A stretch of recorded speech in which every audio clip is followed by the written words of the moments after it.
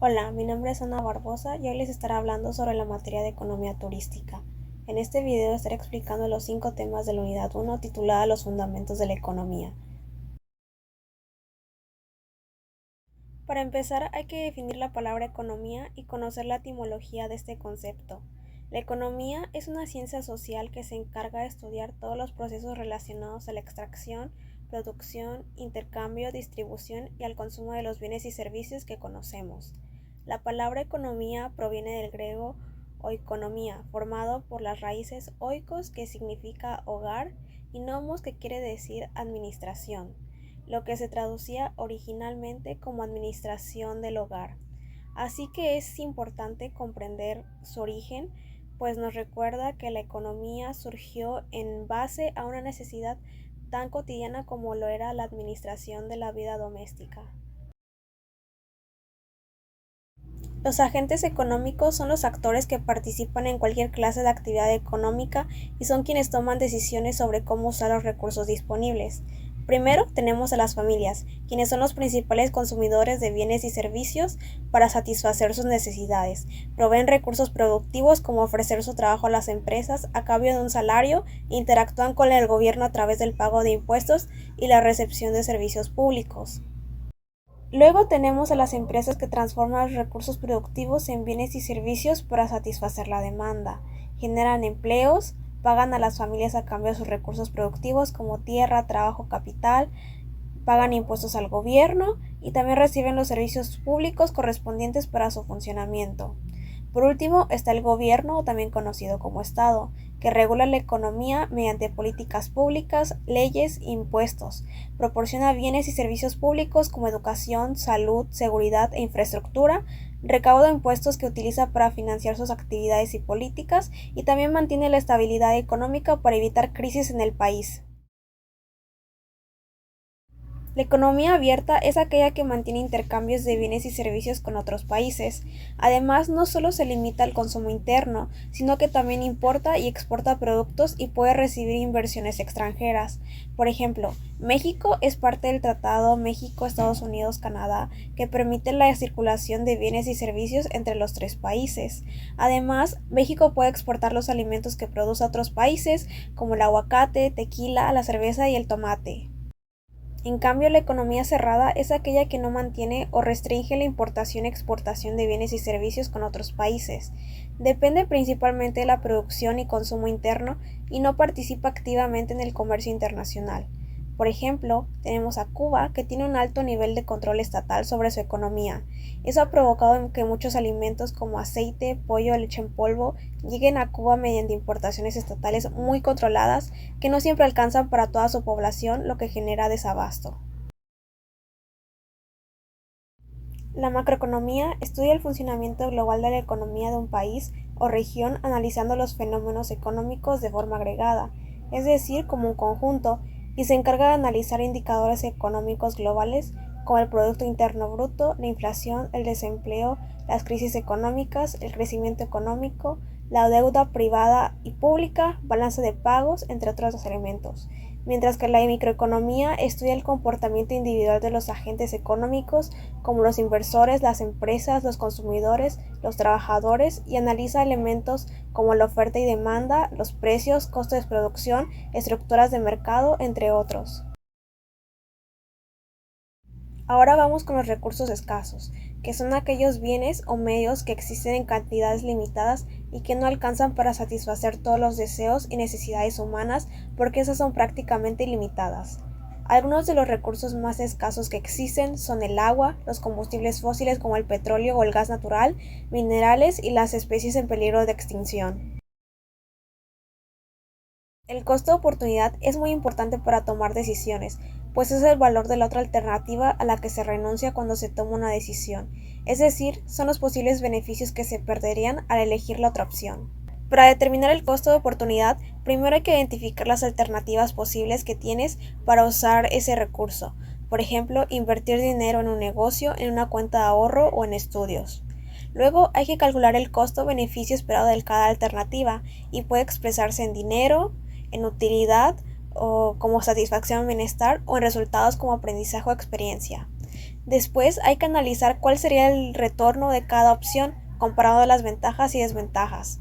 Al final se selecciona la opción con más beneficio y se señala cuál es esa segunda mejor opción que se dejó de lado, pues este vendría siendo nuestro costo de oportunidad. Existen tres principales tipos de bienes: los bienes de consumo, los bienes intermedios y los bienes de capital. Los bienes de consumo son aquellos bienes destinados para el consumo final y que se adquieren para satisfacer directamente las necesidades o deseos de los consumidores. Los ejemplos más comunes de este tipo de bienes son los alimentos, bebidas, ropa, electrodomésticos, medicinas, cosméticos, muebles, accesorios, entre otros. Los bienes intermedios son aquellos bienes que no se consumen directamente, sino que sirven como insumos para producir otros bienes. Por ejemplo, el acero utilizado en la fabricación de automóviles o los plásticos que son transformados en envases, botellas o piezas para electrónicos. Por último, tenemos los bienes de capital, que son aquellos bienes que se utilizan como medios para producir otros bienes o servicios. En estos ejemplos podemos encontrar maquinaria industrial, herramientas, instalaciones, fábricas, vehículos de carga e infraestructura. La especialización es el proceso por el cual una persona, empresa o país se dedica a producir bienes o servicios específicos en lugar de intentar producir de todo.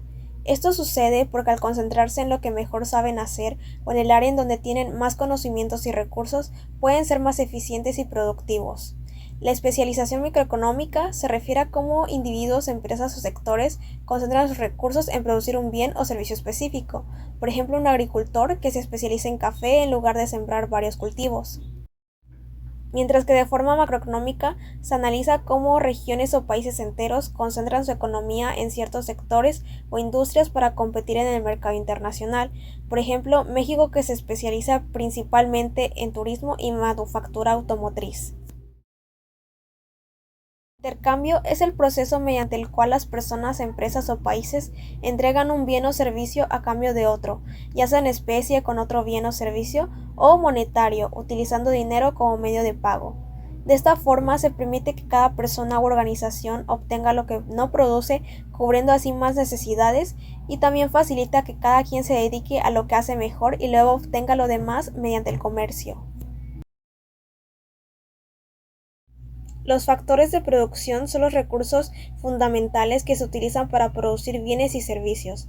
Se dividen en cuatro junto a un nuevo factor de producción. El primero es la tierra, que incluye todo lo que proviene de la naturaleza y que se utiliza para la producción, por ejemplo las tierras agrícolas, agua, minerales o energía solar. El trabajo es el esfuerzo físico e intelectual de las personas destinado a producir bienes o servicios. Algunos ejemplos son los obreros en una fábrica, maestros, médicos, ingenieros o guías de turistas. Luego tenemos el capital, que son los bienes creados por el hombre que se utilizan para producir otros bienes. Por ejemplo, la maquinaria, las herramientas, el dinero, edificios o transporte. Capacidad empresarial. Es la habilidad para coordinar los otros factores de producción, asumir riesgos e innovar constantemente. Por ejemplo, los empresarios, emprendedores o administradores de proyectos. Por último, tenemos la tecnología, quien se considera un factor de producción moderno porque multiplica la eficiencia de los recursos tradicionales. Este factor es el conjunto de conocimientos, técnicas, procesos, métodos e innovaciones que permiten mejorar la eficiencia y productividad en la producción de bienes y servicios. Algunos ejemplos son las plataformas de reservaciones, la inteligencia artificial, marketing digital o pagos electrónicos. La función de producción se refiere a cuántos bienes o servicios se pueden producir como máximo dependiendo de la cantidad y eficiencia de los recursos y factores de producción utilizados. Para ello se usa la siguiente fórmula matemática, donde Y nos indica que la producción de una empresa depende de la cantidad de trabajo representado con la letra L y de la cantidad de capital representado con la letra K. La ley de rendimientos marginales decrecientes es un principio económico que explica la disminución de un producto o servicio cuando se aumenta la cantidad de un factor de producción mientras los demás se mantienen fijos. Un ejemplo sería en la cocina de un restaurante. Con 3 cocineros la producción es baja. Con 6 o 7 cocineros la producción aumenta mucho porque se reparten las tareas. Y ya con 12 cocineros la producción incluso puede bajar porque hay saturación y desorganización. Con este ejemplo se muestra que agregar más trabajo sin aumentar otros recursos como el espacio de la cocina o las herramientas que se usan para cocinar produce esta ley de rendimientos marginales decrecientes. La productividad es la relación entre la cantidad de bienes o servicios producidos y los recursos utilizados para obtenerlos durante un tiempo determinado. Para llevar un control de los costos generados durante la producción, es importante aplicar un método de costeo para fijar precios, evaluar la rentabilidad, gestionar inventarios y tomar decisiones estratégicas en una empresa. Algunos de los métodos más comunes incluyen el costeo por procesos, usado para producción masiva, el costeo por órdenes de producción para artículos únicos o personalizados, y métodos de evaluación de inventarios. Para empezar, hay que definir lo que es una teoría. Una teoría es un conjunto de ideas, principios y explicaciones que buscan describir, interpretar o predecir un fenómeno. Esto a partir de la experiencia, la observación o la lógica. Así que una teoría económica vendría siendo el conjunto de ideas, hipótesis, modelos y explicaciones que intentan describir, analizar y predecir cómo funciona la economía. La comunidad primitiva fue el primer sistema económico de la humanidad vigente desde la aparición del ser humano. En esta etapa no existía la propiedad privada ni las clases sociales.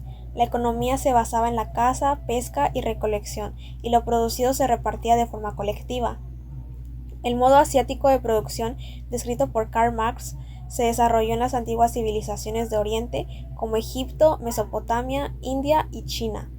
Fue un sistema socioeconómico caracterizado por la existencia de un Estado centralizado que cobraba tributos y controlaba toda la producción y la infraestructura de las comunidades campesinas. El esclavismo fue el modo de producción principal en civilizaciones como Grecia y Roma. En este sistema, la base de la economía era el trabajo de los esclavos, quienes eran considerados propiedad privada de sus dueños.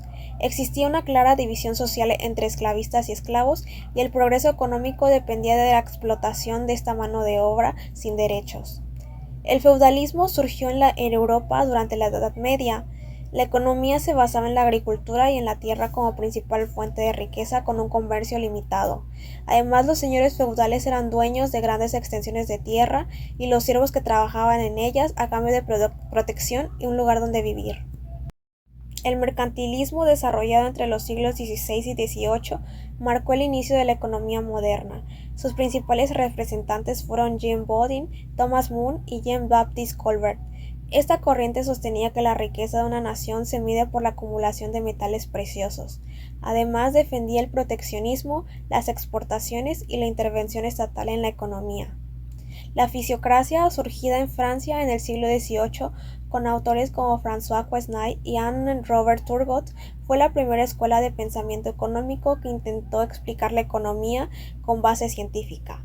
Los fisiócratas consideraban que la verdadera riqueza provenía de la agricultura y de la tierra y defendían la idea de limitar la intervención del Estado.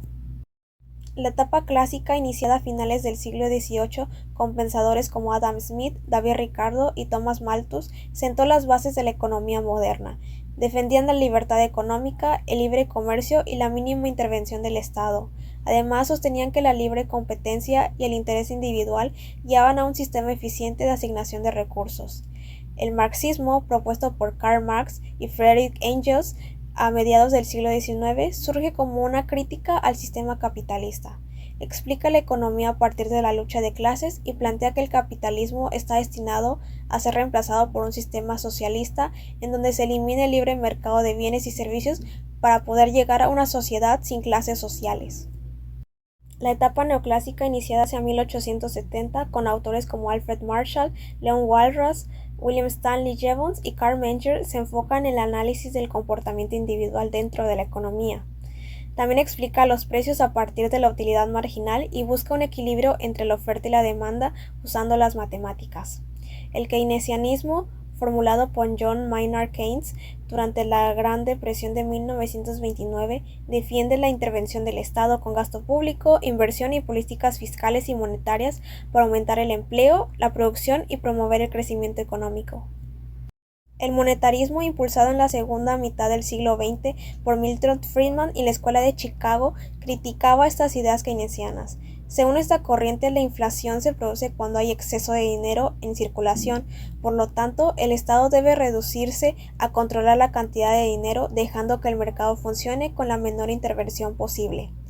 La escuela de expectativas racionales representada por Robert Lucas, Thomas Sargent y Neil Wallace desde la década de 1970 plantea que los agentes económicos, como las empresas y personas, pueden formar sus pronósticos futuros basándose en toda la información disponible y en su comprensión de cómo funciona la economía. Incluso pueden anticiparse a las políticas del gobierno.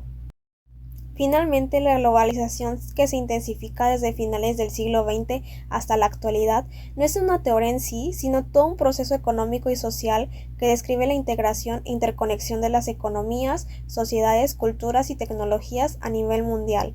Este debe ser libre de barreras o fronteras estatales, aunque también puede generar desigualdades y debates sobre soberanía económica.